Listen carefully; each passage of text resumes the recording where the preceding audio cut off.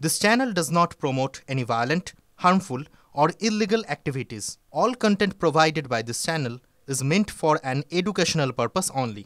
Top quality और consistent performance के लिए सिर्फ सिल्वर पंप्स नाम याद रखना।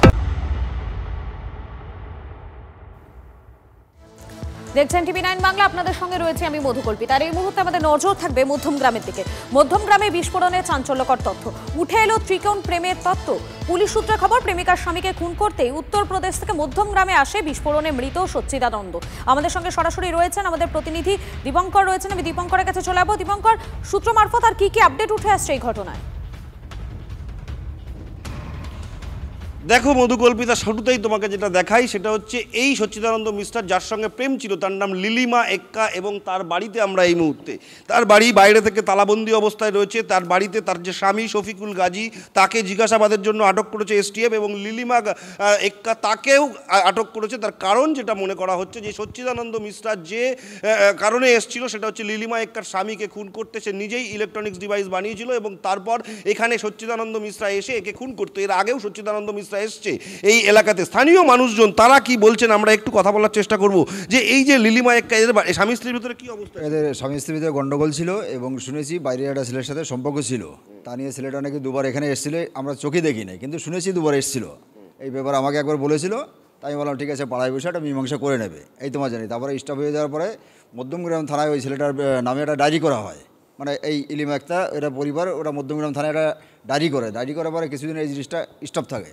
স্টাফ থাকার পরে কালকে শুনি যে এই ঘটনা, যে ওকে বাড়িতে এসে পুলিশ তুলে নিয়ে গেছে। এই তোমাদের এই যে মধ্যমগ্রাম ব্রিজের নিচে বিস্ফোরণ হয়েছে, সেই বিস্ফোরণে ওই সচ্চিদানন্দ মিশ্রা গত পরশুদিন রাত্রে মারা গেছেন, এটা জানেন আপনারা? না, এটা জানি না। এই কথাটা আপনাদের মিডিয়ার মাধ্যমে আমি এখন শুনতে পাচ্ছি।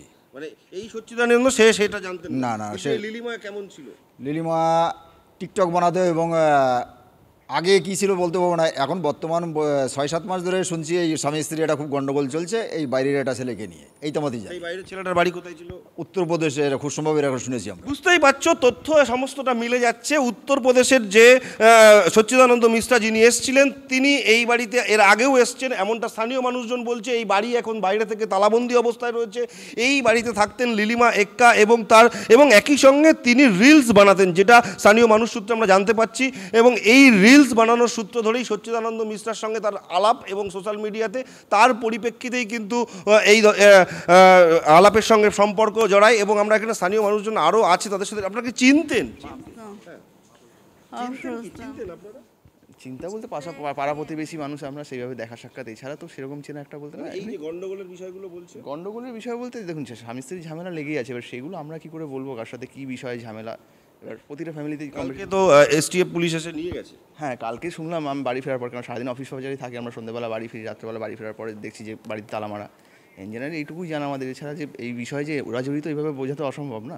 বুঝতে পারছো, স্থানীয় মানুষজন তারাও কিন্তু একটু হতবাক হয়ে যাচ্ছেন। অর্থাৎ স্থানীয় যারা বাসিন্দারা রয়েছেন তারাও কিন্তু রীতিমতো হতবাক এই পুরো ঘটনায়। আপডেটে নজর রাখো। আপাতত তোমাকে ধন্যবাদ।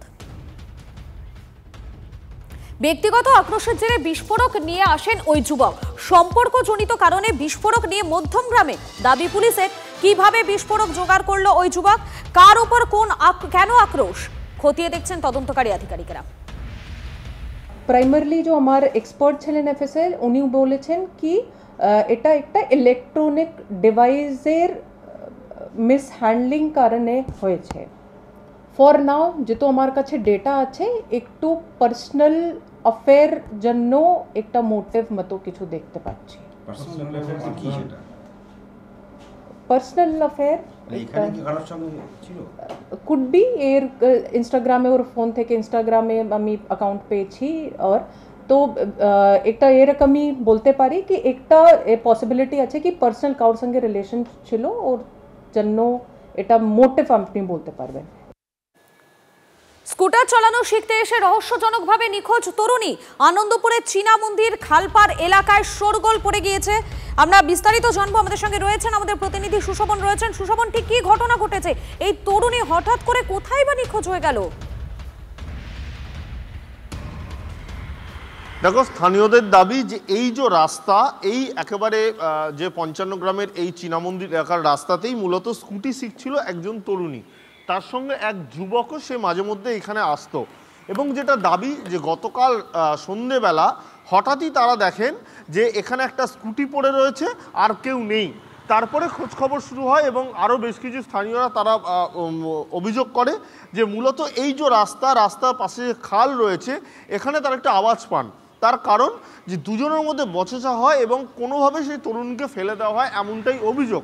যদিও আনন্দপুর থানা পুরো বিষয়টা বর্তমানে তদন্ত করে দেখছে এবং পুলিশ সূত্রে খবর যে এখনো পর্যন্ত যে তরুণীর কথা বলা হচ্ছে সেই তরুণীর কোনো রকম যেমন সন্ধান পাওয়া যায়নি, সেই যুবকেরও কোনো রকম সন্ধান পাওয়া যায়নি, দুজনের সন্ধান চলছে। আর যেহেতু স্থানীয়রা বারবার দাবি করছে যে এই যে খাল, এই খালেই ফেলে দেওয়া হয়েছে, তাই গতকাল রাতেই ডুবুরি নামিয়ে কিন্তু একেবারে তল্লাশি অভিযান করা হয়েছিল। আজকেও ডুবুরি নামিয়ে তল্লাশি অভিযান করা হবে, কিন্তু এইখানে এখনো পর্যন্ত তারা পুলিশ খুব একটা আশা দেখছে না। তাই স্বাভাবিকভাবেই সেই তরুণী কোথায় সেইটা যেমন গুরুত্বপূর্ণ এবং আরও গুরুত্বপূর্ণ যেটা হলো যে সেই যুবক তার কিন্তু কোনোভাবে খবর পাওয়া যাচ্ছে না, অর্থাৎ সে নিরুদ্দেশ।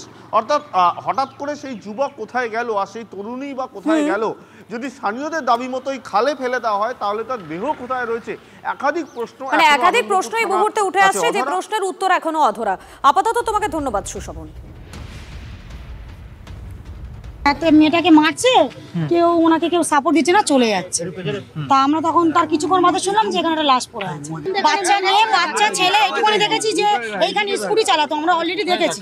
আমরা আরবানায় কাজ করতাম, আমরা আসতাম দেখেছি, এগুলো দেখতাম যে ওরা আমরা বসে থাকতাম, মেয়েটা চালাতো, তখন শেখাতো মেয়েটা। ওনার বাড়ির লোক এসে বলছে যে আমাদের মেয়ে নিখোঁজ আছে, আমরা খুঁজে পাচ্ছি না এখনো পর্যন্ত। বললো ওর গাড়িটা এখানে পাওয়া গেছে, মেয়েটার গাড়িটা এখানে পাওয়া গেছে, স্কুটি ছিল এখানে।